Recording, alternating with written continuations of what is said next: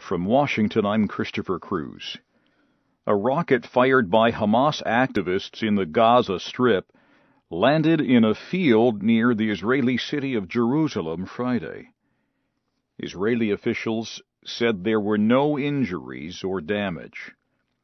Israel answered by ordering additional members of its military reserves to report for duty, placing tanks along the border, and closing the main roads around Gaza.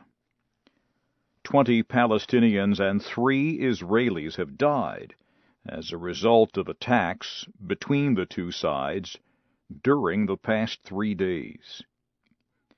Israel's missile blocking system destroyed more than 130 rockets Friday, but Israeli defense forces say more than 330 rockets from Gaza have landed in Israel since Wednesday. American lawmakers questioned the former director of the Central Intelligence Agency on Friday. David Petraeus presented evidence about the deadly attack on an American diplomatic office in Benghazi, Libya.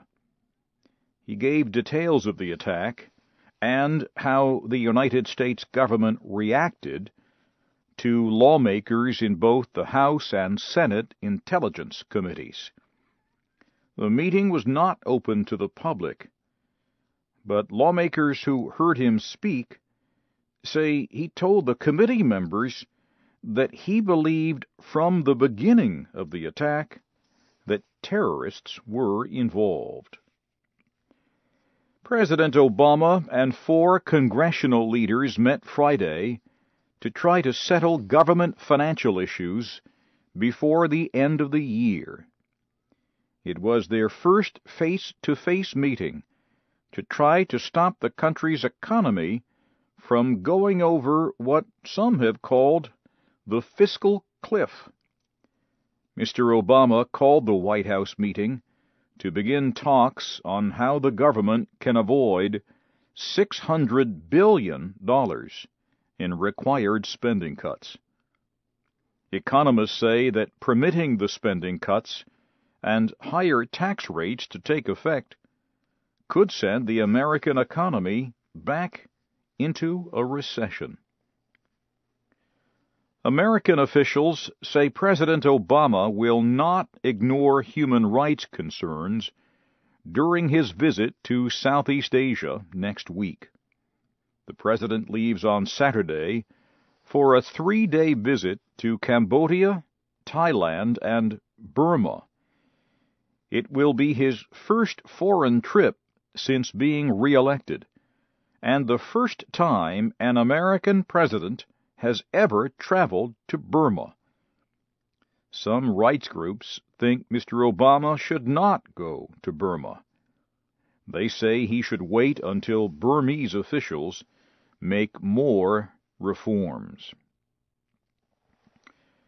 Greek officials say a reporter will again face trial for publishing the names of thousands of Greeks with bank accounts in Switzerland. Officials say a government lawyer has appealed a November 1st court decision that canceled charges against reporter Kostas Vaxivanis. Mr. Vaxivanis faces at least 2 years in prison for publishing the list. The list contained the names of more than 2,000 Greeks with secret accounts in the HSBC Bank in Switzerland. It is suspected that the Greeks opened HSBC accounts to avoid paying taxes. The list was given to Greece by French officials in 2010. The reporter's first trial was an embarrassment for the government. Mr. Vaxivanis has accused politicians of hiding the truth and protecting the wealthy. You are listening to the news in VOA Special English from Washington. The Indian government has called Ireland's ambassador to India to discuss the death last month of an Indian woman in an Irish hospital. Savita Halapanavar died after being denied a medical operation for religious reasons.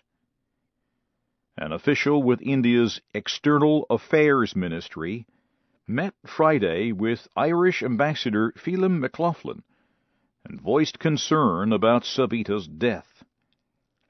India's Foreign Affairs Minister said his country hopes the need to save a mother's life is more important than religious beliefs.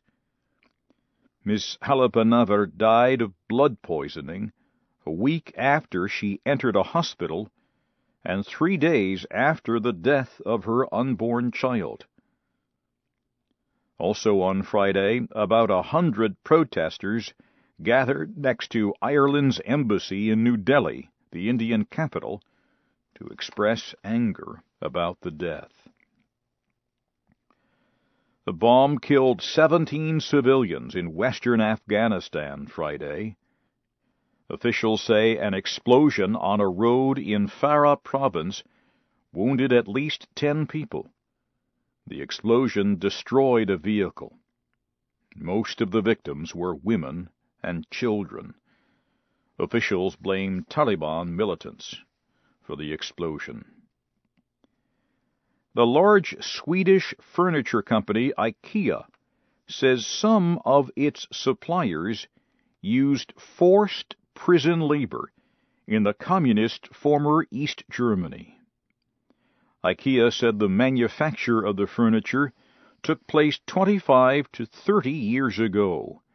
That was before the fall of East Germany's government and that country's unification with West Germany in 1990. IKEA released an independent report on Friday. The company said, "We deeply regret that this could happen," and it promised to pay for research projects on forced labor in the former East Germany. And finally at this hour, the House of Representatives has approved a bill that would improve American trade relations with Russia while punishing Russian officials for human rights violations. The House passed the bill Friday by a large majority. The bill is named for Sergei Magnitsky, an activist Russian lawyer who died in jail after telling in public about a huge tax cheating plan. The vote comes on the 3rd anniversary of his death.